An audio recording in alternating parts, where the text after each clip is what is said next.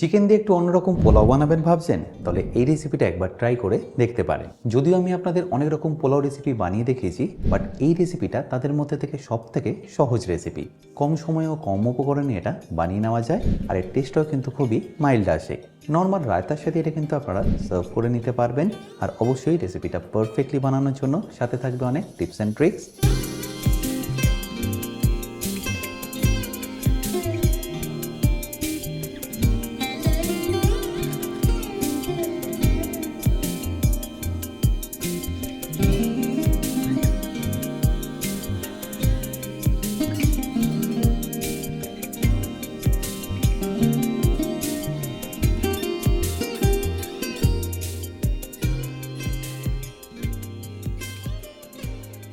By the way, আমি chef Atanu, আপনারা দেখছেন অতনুর রান্নাঘর। আর আজকে আমাদের রেসিপি চিকেন শাহি পোলাওয়ের। তাহলে চিকেন শাহি পোলাও বানানোর জন্য আমি এখানে নিয়ে নিলাম সবার প্রথম 50 গ্রাম অ্যালমন্ড বা কাঠবাদাম। এটাকে আমি একটু প্রথমেই গরম জলে ভিজিয়ে নেব। আর ভিজিয়ে আমি এই কারণেই রাখছি যাতে এর খোলাটা বা স্কিনটা তাড়াতাড়ি ছাড়িয়ে নেওয়া যায়। গরম জলে এইভাবে এটাকে ভিজিয়ে রাখুন মিনিমাম 10 মিনিটের জন্য। আচ্ছা, এবার এখানে আমি আপনাদের একটা মশলা বানিয়ে দেখাচ্ছি, যার জন্য আমি এখানে নিয়ে নিয়েছি 1 চা চামচ শামরিচ, 4টে লবঙ্গ, 1 চা চামচ গোটা জিরে, একটা ছোট টুকরো জায়ফল, একটা জায়ত্রী, তারই সাথে 1 টুকরো দারচিনি, 5টা থেকে 6টা এলাচ, আর সবশেষে 2 চা চামচ গোটা ধনে। আচ্ছা, এবার এটাকে আমি ডাইরেক্টলি দিয়ে দেবো একটা ফ্রাইং প্যানের মধ্যে, যেটা আমি আগে থেকেই ভালো করে গরম করে রেখেছি। এই মশলাটা ছাড়া আপনাদের আর কোনো মশলা এখানে ব্যবহার করতে লাগবে না, শুধু এই মশলাটা দিয়ে দিলে দেখবেন স্বাদটা দারুণ আসবে।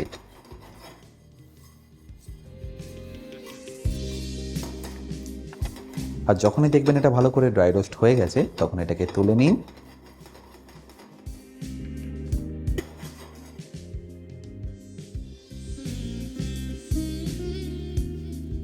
আচ্ছা, এবার এটাকে একটু ঠান্ডা করে পাউডার করে নিন।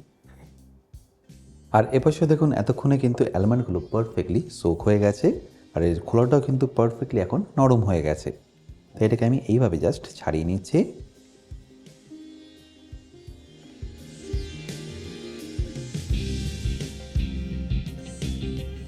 আপনারা চাইলে অ্যালমন্ডের জায়গায় কিন্তু কাজুরও ব্যবহার করতে পারেন, বাট অ্যালমন্ড দিয়ে দিলে দেখবেন টেস্টটা দারুণ আসবে।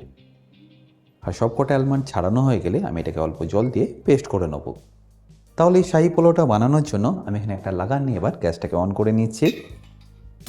আর তারপর তাতে দিয়ে দিচ্ছি সাদা তেল। আমি এখানে 1.5 কেজি চিকেনের জন্য নিয়ে নিলাম 200 ml তেল, আর তারই সাথে 100 গ্রাম ঘি।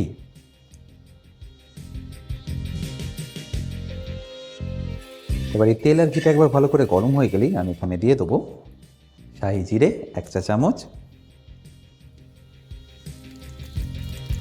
আর এরই সাথে দিয়ে দেবো একটা তেজপাতা। তারপর এটাকে একবার ভালো করে মিশিয়ে নিয়ে দিয়ে দিচ্ছি এখানে পেঁয়াজ।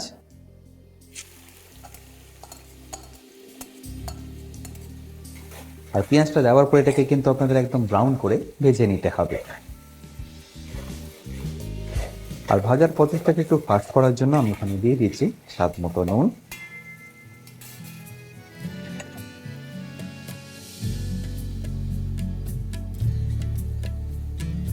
নুন যদি আবার জল দেওয়ার পরে লাগে তখন আর একবার অ্যাড করে দেবো, বাট এই স্টেজে দিয়ে দিলে দেখবেন পেঁয়াজ থেকে জলটা খুব তাড়াতাড়ি ছেড়ে দেবে, আর পেঁয়াজটা খুব তাড়াতাড়ি ফ্রাইও হয়ে যাবে। আশা করি নিশ্চয়ই দেখতে পাচ্ছেন পেঁয়াজের মধ্যে কিন্তু আস্তে আস্তে কালারটা আসা অলরেডি শুরু করে দিয়েছে। মোটামুটি আর 2 থেকে 3 মিনিট কুক করলেই দেখবেন পেঁয়াজটা একদম পারফেক্টলি ভাজা হয়ে যাবে।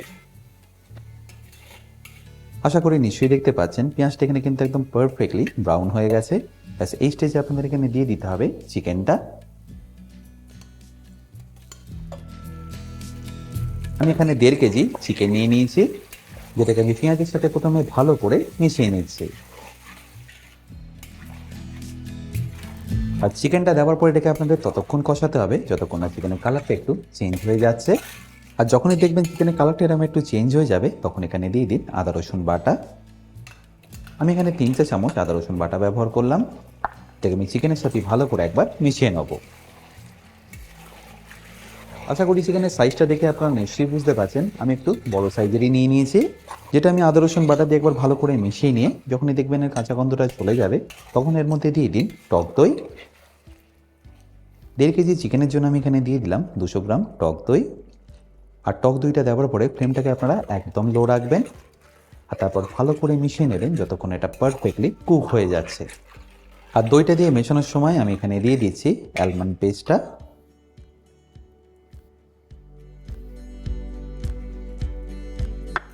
তারপর এটা খুব ভালো করে একবার মিশিয়ে নেব। আর বাদামটা দেওয়ার পরে এটাকে আপনাদের ভালো করে একবার কুক করে নিতে হবে। এর কাঁচা গন্ধ যেতে কিন্তু খুব বেশিক্ষণ সময় লাগবে না, 1 থেকে 1.5 মিনিটের মধ্যে দেখবেন দই আর বাদামটা কিন্তু পারফেক্টলি কুক হয়ে যাবে। আচ্ছা, এবার এখানে এটা পারফেক্টলি কিন্তু কুক হয়ে গেছে। এই স্টেজে আমি এখানে দিয়ে দেবো কিছু মশলার মধ্যে সবার প্রথম দিয়ে দেবো অল্প একটু ঝাল লঙ্কার গুঁড়ো, খুব বেশি লাগবে না, 1/2 চা চামচ মতো দিয়ে দিলেই হবে। আর তারই সাথে যে আমাদের হোমমেড মশলাটা বানিয়েছিলাম সেটাও এখানে অ্যাড করে দিচ্ছি।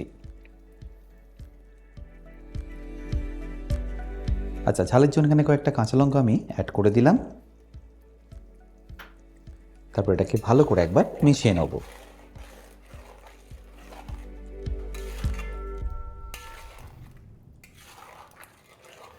আচ্ছা, এবার এটাকে আমি ঢাকা দিয়ে কুক করে নেব। বাট তার আগে এর উপরে ছড়িয়ে দিচ্ছি অল্প একটু খোয়া ক্ষীর। আমি এখানে টোটাল 100 গ্রাম খোয়া ক্ষীর নিয়েছি, এটা আমি এখানে 50 গ্রাম ছড়িয়ে দিলাম। আর বাকিটা আমি দিয়ে দেবো রাইসের ওপর গার্নিশের জন্য। আর খোয়া ক্ষীরটা দিয়ে আমি এটাকে ঢেকে দিচ্ছি।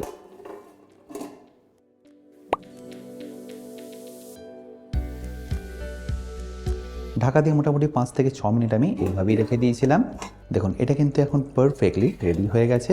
চিকেন কিন্তু এখানে প্রায় 80% মতো কুক হয়ে গেছে। ঠিক এই স্টেজে আপনার এখানে দিয়ে দিতে হবে আগে থেকে ভিজিয়ে রাখা বাসমতি চাল। আমি এখানে 1 কেজি বাসমতি চাল আগে থেকেই ভিজিয়ে রেখেছিলাম, মোটামুটি আধ ঘন্টা কিন্তু এটাকে আপনাদের অবশ্যই ভিজিয়ে রাখতে হবে। এবার এটাকে আমি ডাইরেক্টলি দিয়ে দিচ্ছি চিকেনের মধ্যে।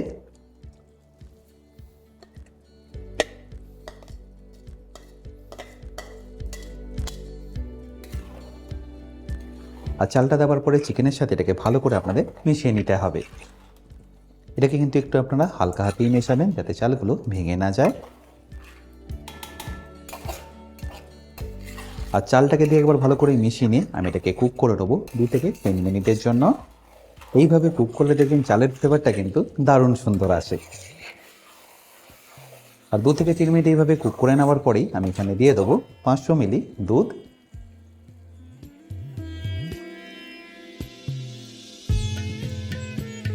আর তারই সাথে 1.5 লিটার জল। তাহলে টোটাল 1 কেজি চালের জন্য লাগবে 500 মিলি দুধ আর 1.5 লিটার জল। তারপর ফ্লেমটাকে হাই করে এটাকে ভালো করে আপনারা মিশিয়ে নিন।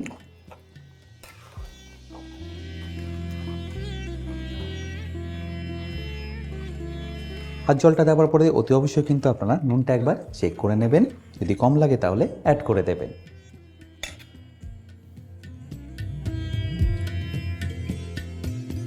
নুনটা একটু আমি বেশি রাখছি কারণ যখন ভাতটা হবে তখন দেখবেন এটা পারফেক্টলি অ্যাডজাস্ট হয়ে যাবে। আচ্ছা, এই স্টেজে আমি এখানে দিয়ে দিচ্ছি অল্প একটু গোলাপ জল, ওই ধরে নিন 1 চা চামচ মতো। তারপর এটাকে আবারও ভালো করে মিশিয়ে নেব।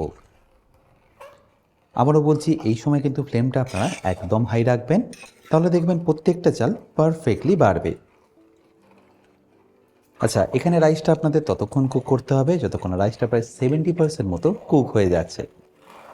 আশা করি দেখে সেটা নিশ্চয়ই বুঝতে পারছেন। দেখুন রাইসটা এখানে প্রায় 70% মতো কিন্তু অলরেডি কুক হয়ে গেছে। ব্যাস এই স্টেজে এটাকে আমি ঢেকে দম দিয়ে দেবো। আর দম দেওয়ার আগে আমি এর উপরে ছড়িয়ে দেবো অল্প একটু হোমমেড মশলাটা। আর তার সাথে সামান্য একটু খোয়া ক্ষীর।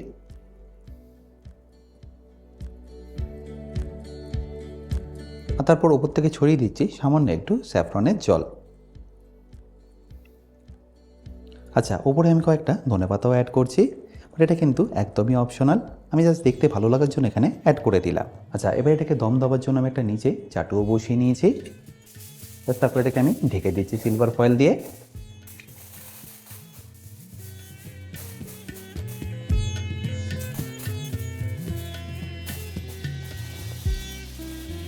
আর সিলভার ফয়েলটা দিয়ে আমি এটাকে ভালো করে একবার ঢেকে দেবো।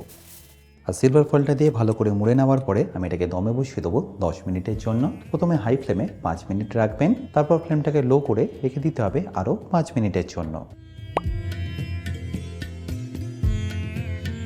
আর 5 মিনিট পরে যখনই দেখবেন এইভাবে স্টিমটা জেনারেট হয়ে গেছে, তখন এটাকে আস্তে করে দিন আর রেখে দিন এইভাবেই 5 মিনিটের জন্য। আর টোটাল 10 মিনিট পরে আমি গ্যাসটাকে এবার বন্ধ করে দিচ্ছি। আর 10 মিনিট কুক করে নেওয়ার পরে গ্যাসটাকে বন্ধ করে আমি রেখে দেবো আরও 10 মিনিট এটাকে রেস্টিংয়ে।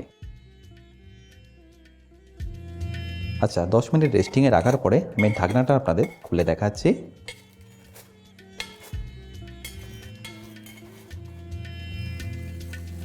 আশা করি নিশ্চয়ই দেখতে পাচ্ছেন পোলাওটা কতটা পারফেক্টলি রেডি হয়ে গেছে। আচ্ছা, এবার এটাকে আমি আপনাদের কেটেও দেখাচ্ছি। দেখুন রাইসটা কতটা ময়েস্ট আছে, প্রত্যেকটা চাল কিন্তু একদম পারফেক্টলি বেড়েছে। আচ্ছা, এবার আমি আপনাদের সার্ভ করেও দেখাচ্ছি। আমি যেরকম আগেই আপনাদের বললাম, এটা কিন্তু আপনারা শুধুই খেতে পারেন, কারণ দেখতেই পাচ্ছেন এটা কতটা ময়েস্ট এবং জুসি।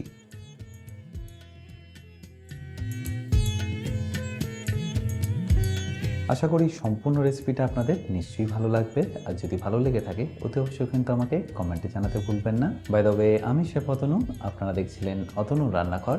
দেখা হচ্ছে আপনাদের সাথে একটা নতুন রেসিপি নিয়ে নেক্সট এপিসোডে। ভালো থাকবেন, সুস্থ থাকবেন। আচ্ছা, মাংসটা এখানে দেখুন কতটা নরম হয়েছে, দেখুন।